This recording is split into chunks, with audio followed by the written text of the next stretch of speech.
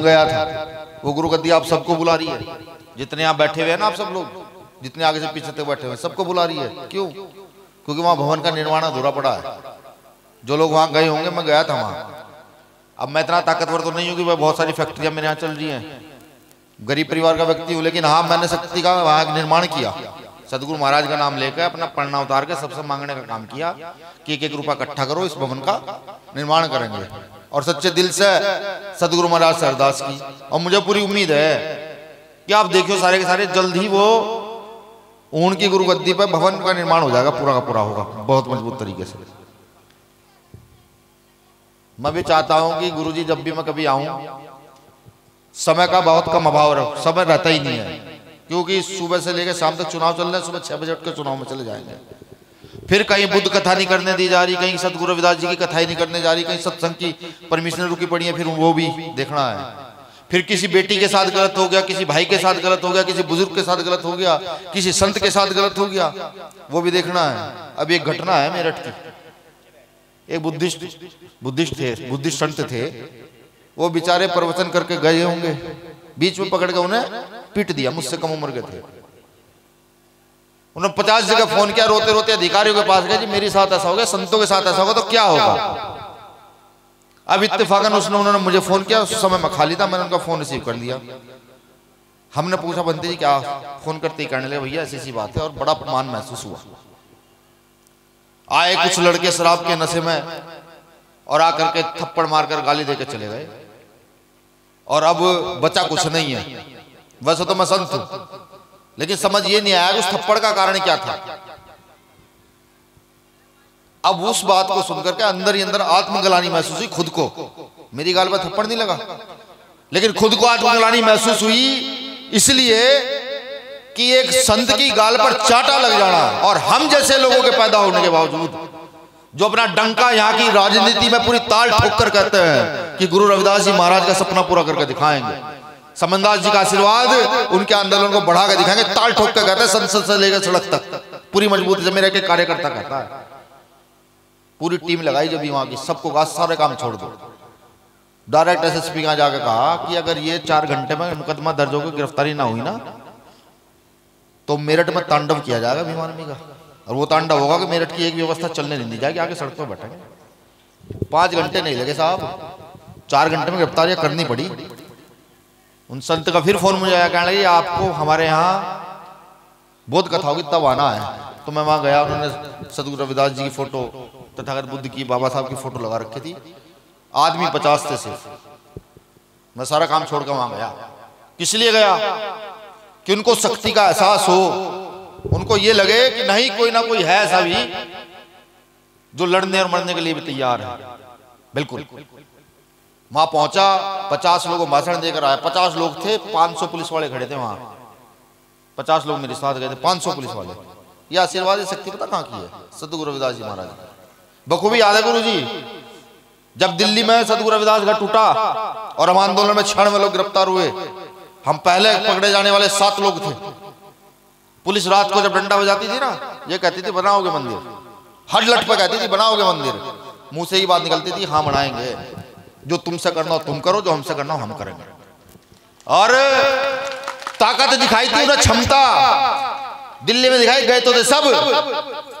लेकिन भीम आर्मी ने, सदगुरु रविदास जी ने वो जो बात कही है ना कि जात में जात है जैसे केले में पात, ये जात में जात है जैसे केतन के पात, रविदास से मानुष ना मिल सके जब तक जात में जात। हमने वो काम करके दिखाया था कि गुरु रविदास जी कह रहे हैं कि यहां जाति में जाति है जैसे केले के पेड़ से छिलक उतारते जाओगे केले का पेड़ खत्म होगा, लेकिन जाति खत्म नहीं होगी। उस प्रकार से यहां जातियां हैं कि रविदास से तुम जब तक नहीं मिल सकते जब तक तुम अपनी जातियों को ना छोड़ दो, जातियों को ना दूर कर दो। भीम आर्मी लेकर पहुंची थी वहां, महाराष्ट्र का मार, उड़ीसा का डूम, बिहार का पासी पासवान, उत्तर प्रदेश का चमार, हरियाणा से धानुक, हर जाति के व्यक्ति को भीम आर्मी लेकर पहुंची थी वहां जब सदगुरु रविदास मंदिर का आंदोलन हुआ था। और सबसे अगले पंक्ति में गोली खाने के लिए हम लोग खड़े थे, सबसे अग्रिम पंक्ति में थे। आप जितने फोटो वीडियो देखना, सबसे अग्रिम पंक्ति में भाई चंद्रशेखर आजाद डंडा लेकर आगे थे कि नहीं गोली लगेगी तो सबसे पहले हमारे लगेगी। खूब कूटा था पुलिस ने। आज भी चंद्रशेखर भाई की रेडी गड्डी में इतना गैप है, चल नहीं पाते। अगर दवाई नहीं खाएंगे तो चल नहीं पाएंगे। मैं यह सिर्फ इसलिए बता रहा हूं कि प्रवचन दे सकता हूं, पढ़ा लिखा आदमी हूं, बाबा साहब को मानता हूं। सतगुरु रैदास जी को पढ़ा है, पूजा नहीं की, पढ़ा है उनको। उन्होंने कहा ना कि चाहूं ऐसा राज में मिले सबन को, छोट बड़े सब संग बसे रैदास रहे परसन। इस दोहे के बिना राजनीति शुरू नहीं होती इस देश की। लेकिन 600 साल पहले कहा, किन लोगों को कहा था जब पता है? अब से 600 साल पहले बनारस के ब्राह्मण जब शास्त्रार्थ में गुरु महाराज से हार गए ना, उन्हें पालकी में बिठा के पूरे बनारस का चक्कर लगाया था। और इस देश में जो राजतंत्र के राजा रहे हैं उनको कहा था सतगुरु रविदास जी महाराज ने कि ऐसा राज चाहता हूं मैं, कैसा राज स्थापित करना है। वो तो नहीं कर पाए, हम करके दिखाएंगे कि सतगुरु रविदास जी महाराज का राज कैसा था और कैसा है, कैसा होना चाहिए। आज भीम आर्मी को देश में कुछ लोग कहते हैं कि आतंकवादी हैं, कुछ लोग कहते हैं मुकदमे लगाते हैं, कुछ लोग कहते हैं ये लड़ते हैं। लेकिन गरीब आदमी से जब आप जाके पूछोगे ना भीम आर्मी करती क्या है, कि भाई पहले मेरी सड़क पर चलती बेटी को छेड़ देते थे लोग, लेकिन जब से भीम आर्मी के लोग आए हैं नीला पन्ना डाल के, उनकी हिम्मत चू नहीं पड़ती करने की। उन्हें पता है कि अगर चू कर दिया तो बाप तुम्हारे तैयार हैं अलग से जुबान खींचने के लिए। जानते हैं सब, पूरे देश में जाना जाता है। मैंने इसलिए कहा कि हम सत्संगों में गला साफ करने नहीं आते ना, कुछ सत्संगों में सीखने और सिखाने आते हैं। मैं आता हूं सत्संग में कभी भी। कल मैं सत्संग में था, गुरु रोशनीदास जी का सत्संग बड़कला, वहां पर था। उसके बाद फिर मुजफ्फरनगर चुनाव में था। आज का पूरा दिन, क्योंकि आज चुनावी ड्यूटी मेरी जो है वो नहीं लगी, आज पूरा दिन मैं अपने गांव गया। गांव जाके क्योंकि खाने की व्यवस्था करनी है, अपने धान उठाए, धान छत पर डाले सूखने के लिए। और फिर मुझे पता लगा कि यहाँ मुझे आना है। मेरे साथियों ने कहा ये आपको सत्संग में बुलाया गया है। तो एक परिवार में शादी भी थी, मैडम की रिश्तेदारी में। अब वो रास्ते में पड़ती है, बच्चे मेरे अभी रास्ते में हैं। अब यहाँ से जाऊंगा, उन्हें उठाऊंगा, घर लेकर जाऊंगा। हम लोगों का जीवन नहीं है ना। आपको दिख रहा होगा बहुत अच्छे कपड़े पहने हुए हैं, अच्छा चश्मा लगा हुआ है, घड़ी कड़ा है और सब चीजें। नहीं, हम लोगों का जीवन थोड़े रह गया है। काहे का जीवन है? रात को 2 बजे फोन आया एक बार यहाँ से, इसी गद्दी से फोन आया था रात को 11:30 बजे कि यहाँ पे हमला हो गया है। 12 बजे मेरी टीम यहाँ थी, यहाँ बैठे हुए लोग, ये अनिल और ये अंकित और ये सारे लोग यहाँ थे 12 बजे जब यहाँ पे हमला हुआ था। तो हमारी तो हत्या कब हो, हम मरे कब, हमें खुद नहीं पता कि जीवन इतना है, यात्रा लंबा है। अब से जाते कुछ हो जाए। चंद्रशेखर भाई के बताओ, बिना वजह गोली मार दी थी, बिना वजह। वो किसी को गाली देते हैं क्या करते हैं? अपने संतों गुरुओं का जो आंदोलन, रुका हुआ आंदोलन, उसको आगे करते हैं, उसको बढ़ाने का काम करते हैं कि कैसे बढ़ाएं, कैसे समाज में सुधार लेकर आए। मैं हर सत्संग में कहता हूं जाकर के कि हम सत्संग में तो आ रहे हैं। मैं भी आपसे सवाल पूछ लूं, बताओ आप दूसरी बिरादरी के कितने लोगों को लाए सत्संग सुनाने के लिए? हाथ खड़ा करके बताओ, एक भी आदमी लाए हो क्या? और नहीं लाए तो क्यों नहीं लाए? सतगुरु महाराज का सिर्फ चमार जाति के हैं? उन्होंने जब साफ साफ कह दिया कि जातियां तोड़नी है, जातियों को आगे नहीं बढ़ने देना है, और लोगों को बताना है कि समता समानता क्या है, बराबरी क्या है, क्या हम काम कर रहे हैं? नहीं कर रहे। देखिए, मैं ऐसे गुर्जर समाज के लोगों से मिला हूं, ऐसे सैनी समाज के लोगों से मिला हूं, जिन्होंने गुरुजी की वाणी को जब पढ़ा तो वो पूरे के पूरे गुरुजी के हो गए, कुछ नहीं बचा। सब आडंबर एक साइड कर दिया, सिर्फ संत श्रोमणी सतगुरु रविदास जी महाराज के होकर चले गए। आज पूरे देश में सतगुरु महाराज का जो जाति तोड़ने का जो सपना था, उसको किसी व्यक्ति ने समझा तो एक इंसान ने समझा अब तक, डॉक्टर बाबा साहब अम्बेडकर। बाबा साहब अम्बेडकर जिन्होंने विश्व की किताबें पढ़ी, विश्व के धर्म गुरुओं को पढ़ा, तो उन्होंने अपने गुरु को भी पढ़ा होगा। तो बाबा साहब अम्बेडकर ने किताब लिखी है, एनिहिलेशन ऑफ कास्ट, जातियों का विनाश। आप जानते हैं उत्तर प्रदेश में सरकार कैसा आई? आप जानते हैं अलग अलग जगह हमारे विधायक एमपी कैसे जीते? आप जानते हैं हमारे अंदर राजनीतिक शक्ति, राजनीतिक चेतना ये कहां से उत्पन्न हुई? जब काशीराम साहब ने वो किताब पढ़ ली, दीनावाना वाल्मीकि के द्वारा देने के बाद, जातियों का संपूर्ण विनाश, एक रात में 21 बार पढ़ गिरी, तो तब उन्होंने सब कुछ त्याग करके इस आंदोलन को चुना। जो आंदोलन बुद्ध का आंदोलन है, जो आंदोलन सतगुरु रैदास का आंदोलन है, जो आंदोलन स्वामी समनदास जी का आंदोलन है, जो आंदोलन यहाँ बैठे हुए हर संत का आंदोलन है, इसको चुना और तब जाकर के गुरु महाराज का सपना स्थापित करने का काम किया। ये इतना आसान नहीं होता। अगर कोई ये सोचता है कि संत का जीवन बहुत आसान होता है, बताइए यहाँ के हमारे जो महंत हैं पिछले 3 साल से खड़े हैं और अगले 12 साल का चिल्ला है खड़े रहने का, क्या आसान जीवन है? नहीं है ना। हम क्या कर रहे हैं? हम प्रचार भी नहीं करना चाहते। बात बुरी है, कड़वी है, लेकिन हकीकत है। हमारी हिम्मत नहीं पड़ती अगर हम सामने वाले को फोन करके जय गुरु रविदास कहते हैं ना, पता नहीं कौन सा सांप कांट लगा, कौन सा डंक लग जाएगा। परिवर्तन लाओ अपने अंदर, परिवर्तन। जब आप दूसरे को जय भीम जय गुरु रविदास कहोगे तो आपको एक शक्ति का एहसास होगा, समझे। प्रचार नहीं करोगे तो कुछ नहीं होने वाला, यहीं के यहीं है थे और यहीं रहेंगे। और अगर प्रचार कर दोगे, वो देखो मेरा भाई कोट पे पैरे में बैठा, बाबा साहब अम्बेडकर की देन है। हम सब यहाँ तेरे मजबूत गद्दे लगे हुए हैं, मंच लगा हुआ है, सब डॉक्टर बाबा साहब अम्बेडकर की देन है। और उन्होंने सीख कहां से ली? उन्होंने सीख ली संतों से। सदगुरु महाराज का दोहा कि 54वें राज्य में, ये दोहा बाबा साहब अम्बेडकर ने संविधान में लिख रखा। पढ़ने वाले की निगाह का फेर है, हमने पढ़ा समानता के अधिकार में। इस देश में किसी की औकात नहीं, प्रधानमंत्री की भी इतनी हिम्मत नहीं कि समानता की बात को टाल दे। धार्मिक समानता, राजनीतिक समानता, आर्थिक समानता, सामाजिक समानता, हिम्मत है किसी को आपको कह दे भाई तू मेरे घर ना ये चल, तू इस जाति का है, फौरन एससी एक्ट का मुकदमा दर्ज होगा। बाबा साहब अम्बेडकर ने समझा गुरु रविदास जी को, हम नहीं समझ रहे। समझना पड़ेगा, समझना पड़ेगा, जानना पड़ेगा। सबसे महत्वपूर्ण चीज प्रचार है। अगर अपनी शक्ति का, ताकत का निर्माण करना है, वाकई गुरु समनदास जी ने किया क्या बताइए? प्रचार किया नहीं किया? चारों दिशाओं में जा जाकर प्रचार किया, और प्रचार करने का नतीजा कि आज हम सब लोग सुधरे हुए हैं। ये बैठी मेरी माई बहने का अभी पूछूं, जब से तुम्हारे पतियों ने, भाइयों ने, पिताओं ने दारू छोड़ी है, घर में उन्नति हुई या नहीं हुई? हुई है ना, हुई तरक्की? जब से गुरु जी की शरण में हम लोग आए, हमारे घर की तरक्की हो रही है नहीं हो रही? हो रही है ना। तो ये तरक्की इसलिए तो हो रही है कि जो काम हमारे संतों ने करा वो हमें भी तो करना होगा।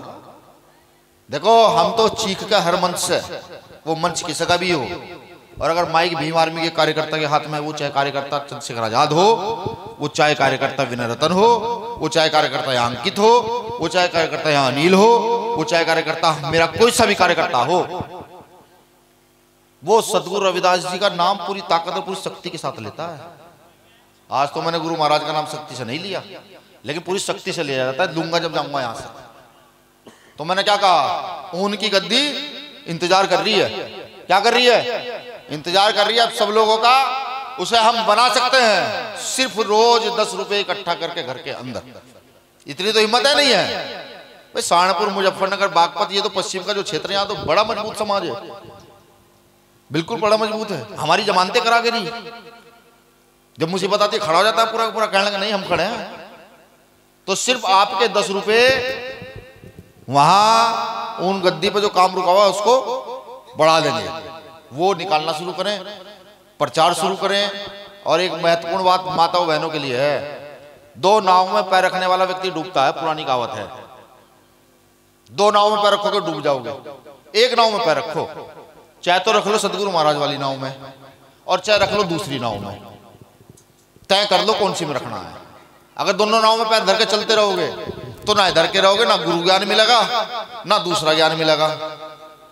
एक नाव में पैर रख लो और वहीं लग जाओ, बस वहीं है सब कुछ, और कहीं कुछ नहीं है। गुरु रविदास जी को पढ़ना शुरू करोगे, अगर 10 मिनट सुबह गुरु रविदास जी का ध्यान भी करना शुरू कर दिया ना, ध्यान भी, तो मैं कह रहा हूं भूत प्रेत आत्मा सात्मा कोई दोहरे नहीं लग सकती, मारे दोहरे लगती ना। वो 4 कदम पीछे हट के चलेगा ना भाई, ये तो सदगुरु महाराज के सेवक हैं, इनके पीछे नहीं लगना। तो ये काम आपको करना होगा, और ये सिर्फ आपके लिए नहीं ना। स्वामी समनदास जी महाराज जब तक जीवित रहे, चलते रहे, मैंने जब भी उन्हें देखा कि वो बुजुर्ग खाट हो गए ना, बिल्कुल मतलब बैठने की हिम्मत नहीं थी, खाट पे तकिया लगा के ऐसे लेटे और आशीर्वाद दे रहे, हाथ थक गया आशीर्वाद देते देते, किसी को धमकाना, किसी कुछ कर रहे, यानी कि चलते रहे। तो अपने जीवन में सुकून मत लेना। अगर ये आंदोलन पुरखों का आंदोलन आगे बढ़ाना है तो जितना कष्ट खुद को दोगे उतनी आने वाली नस्लें सफल होंगी। सदगुरु स्वामी समनदास जी महाराज अगर कष्ट न सहते ना, तो हम इतने सारे लोग सुधर पाते क्या? बताओ सुधर पाते क्या? आज हर गांव में उनके मानने वाला है। आज कोई व्यक्ति उन्हें अब शब्द नहीं बोल सकता, हर व्यक्ति उनका सम्मान करने वाला है। कैसे कि उन्होंने अपना जीवन कष्ट में बिताया, पूरा प्रयास किया हम लोगों को सुधारने का। तो ये काम आपको भी करना है। किस लिए? जो आने वाली नस्ल है ना हमारी, ये जो छोटी छोटी बेटियां हमारी बैठी हुई हैं यहाँ, ये छोटे छोटे भाई जो बैठे हुए हैं, कि कल जब ये हम जैसे बड़े हैं तो इनको भी वो आदत रहे, परिश्रम की आदत रहे, सुधार की आदत रहे, कि इनको भी अपने पुरखों का आंदोलन आगे बढ़ाना है, अपने महापुरुषों को स्थापित करना है। तब ये जाकर के हो पाएगा। अंत में बस एक बात और कहूंगा, समय बहुत कम ले लिया, बहुत कम समय लेना था। ये सत्संग हमारे शक्ति केंद्र है। क्या है? शक्ति के केंद्र है। यहाँ से ताकत का निर्माण होता है। कौन सी ताकत? पहली ताकत का निर्माण होता है सामाजिक ताकत, कि समाज एकजुट होता है, आपस में चर्चाएं करता है। जब समाज एकजुट होता है तो उसमें शादी ब्याह भी होते हैं, आपसी भाईचारा मिलता है। कोई बीमार हो, हारी हो, बीमारी हो, कुछ हो तो सूचनाएं देता है, भाई आप वहां चले जाओ, वहां दिखाओ, अच्छे डॉक्टर हैं, या वहां चलते हैं। दूसरा तक निर्माण होता है धार्मिक ताकत का। धार्मिक ताकत क्या? धार्मिक ताकत ये नहीं कि आपने धूपबत्तियां जला रखी है ना, आपका आत्मज्ञान बढ़ता है, आत्म शांति बढ़ती है। आप कितने भी परेशान हो, गुरुओं का नाम लो, बैठ जाओ 10 मिनट गुरुओं का ध्यान करो। कितने परेशान हो, 10 मिनट बाद आपको सुकून मिलेगा।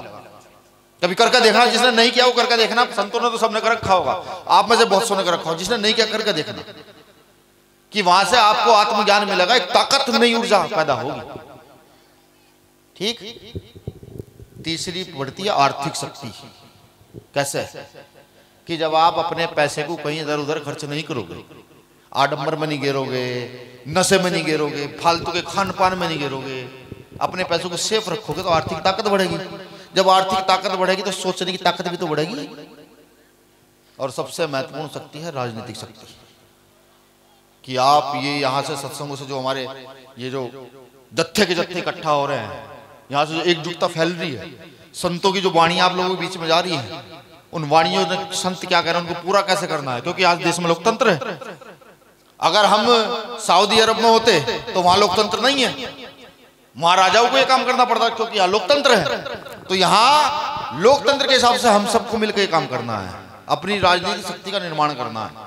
और जब आपकी राजनीतिक शक्ति का निर्माण होगा तो डॉक्टर अंबेडकर ने कहा है कि राजनीतिक शक्ति हर समस्या का समाधान है, वो चाबी है। कि कहीं आपका सत्संग ना हो रहा हो, प्रशासन ना दे रहा हो, अगर आपकी राजनीतिक ताकत है, किसकी हैसियत है? यही खड़े होंगे सबके सब लाइन लगा के कर्मचारी, भाई आज सतगुरु रविदास जी का सत्संग है, सब लोग आएंगे, और 50 नहीं 100 पुलिस वाले यहाँ खड़े करने हैं। समझ रहे हो? बाबा साहब अंबेडकर की जयंती पर जब परमिशन नहीं मिलती और आप अपनी राजनीतिक शक्ति का निर्माण कर लेते हो, तो आपके किसी के सामने भीख मांगने की जरूरत है, भाई हमें दे दो परमिशन? नहीं, फिर ऑर्डर देने की जरूरत है कि फलाने गांव में आज बाबा साहब अंबेडकर की जयंती है, 5000 लोग इकट्ठा होंगे, जिले का प्रशासन वहां सुरक्षा व्यवस्था चाक चौबंद करे। जब राजनीतिक शक्ति का निर्माण होता है। महत्वपूर्ण चीज जो बताना चाहता हूं, बाबा साहब अंबेडकर ने राजनीतिक शक्ति को गेंद की तरह बना दिया। बिल्कुल गेंद जैसे खेलता है ना, छोटे बच्चों को देते भाई खेलो, उस तरीके से जिसकी जितनी संख्या भारी है उसकी उतनी हिस्सेदारी। अब मुझे बताने की जरूरत नहीं कि इसकी कितनी संख्या भारी है। ये सत्संग है गांव में, और सोच लो यहाँ हमारी संख्या कितनी है। और हर गांव से अगर आंकड़ा ले लूं तो मुश्किल से 1% लोग यहाँ नहीं होंगे। यहाँ के आसपास के क्षेत्र के 50-100 गांव का आंकड़ा ले लूं, 1% लोग यहाँ नहीं होंगे। आप सोच लो आबादी किसकी ज्यादा है, बच्चे किसके घर में ज्यादा है। यहाँ राजसत्ता कौन स्थापित कर सकता है? कौन यहाँ की व्यवस्था को समता समानता की ओर लेके जा सकता है? ये जो बाबा साहब अम्बेडकर ने मेरी बहनों को, माओ को समानता का अधिकार दिया है ना, ये सदगुरु रविदास जी की इस वाणी को सुन के दिया है। समझ रहे हो? तो गुरु की ताकत को पहचानो, प्रचार प्रसार के लिए निकलो, अपनी आर्थिक, धार्मिक, राजनीतिक, सामाजिक शक्ति का निर्माण करो, और निर्माण करके इस देश की सत्ता पर काबिज हो जाओ। और इस देश की सत्ता पर काबिज हो करके किसी के साथ अन्याय नहीं कर सकते। हमारे पुरखों ने बताया ही नहीं, हमें तो सबको समान निगाह से देखना। कोई हो, किसी जात, किसी धर्म, किसी पंथ संप्रदाय का व्यक्ति हो, सबको आजादी दे करके सबको सम्मान देना है। ये हमारे गुरुओं का सपना है, ये हमारे गुरुओं का आंदोलन है, यही हमारे गुरुओं ने हमें सिखाया है। मुझे आशा नहीं, पूरी उम्मीद है, मेरी ये जो पीड़ा है, ये पीड़ा ही है। तो पूरे देश में घूम कर देखता हूँ कि एक प्रदेश ऐसा भी है जहाँ एक समय का खाना नहीं होता। उड़ीसा में गया था, बादशाह आ जाते हैं, गुरु जी माफी चाहूंगा, हाँ बस ये बात बता के मैं जा ही रहा हूँ, ये बात बता के उड़ीसा में मैं गया था, उड़ीसा का प्रदेश अध्यक्ष मेरे पास बैठ के खाना खाने के लिए तैयार नहीं था। मैंने कहा भाई खाना खा लेगा, नहीं भैया, रो पड़ा, भैया खाना खिलवाओगे अपने पास बिठा के, मतलब मेरा भाई। अब बड़ा दुख हुआ देखकर, वो भी समय देखा है। तो इस व्यवस्था को बदलने के लिए आप सब लोगों की आवश्यकता है। कंधा मजबूत कीजिए, भरोसा कीजिए, जब तक जीवन है। किसी की इतनी हैसियत नहीं कोई खरीद ले, और ना किसी की इतनी हिम्मत कोई झुका दे। ये दो काम नहीं होंगे, बाकी सारे काम हो सकते हैं। अंत में संत शिरोमणि सतगुरु रविदास जी महाराज का जयकारा, वो प्रचंड जयकारा कि यहाँ आसपास के क्षेत्र में घूम जाए। विज्ञान ये कहता है कि आप जो अपने मुख से बोलते हैं, भाई अभी मैं जरा पहले अपनी बात पूरी कर लूं फिर बता दियो। हाँ, विज्ञान ये कहता है कि जो आप बोलते हैं वो ब्रह्मांड में कहीं ना कहीं कभी ना कभी सुना जा सकता है। तो जयकारा ऐसा हो कि आने वाले समय में जो हमारे औलादे हैं वो विज्ञान की ओर ज्यादा बढ़ जाएं, तो ये जयकारा उनको सुनाई दे। बोलिए संत शिरोमणि सतगुरु रविदास जी महाराज की, संत शिरोमणि सतगुरु रविदास जी महाराज की, स्वामी समनदास जी महाराज की, स्वामी समनदास जी महाराज की। गुरु रविदास शक्ति, गुरु रविदास शक्ति। शुक्रिया सभी संतों का आभार। आप सभी को नमन वंदन, जय भीम। सत्संग में चर्चा हो रहा है क्या? सत्संग की बात है भी, यहाँ बैठ कर कर लेने से, इनसे तो करनी ना, नहीं माइक नहीं सब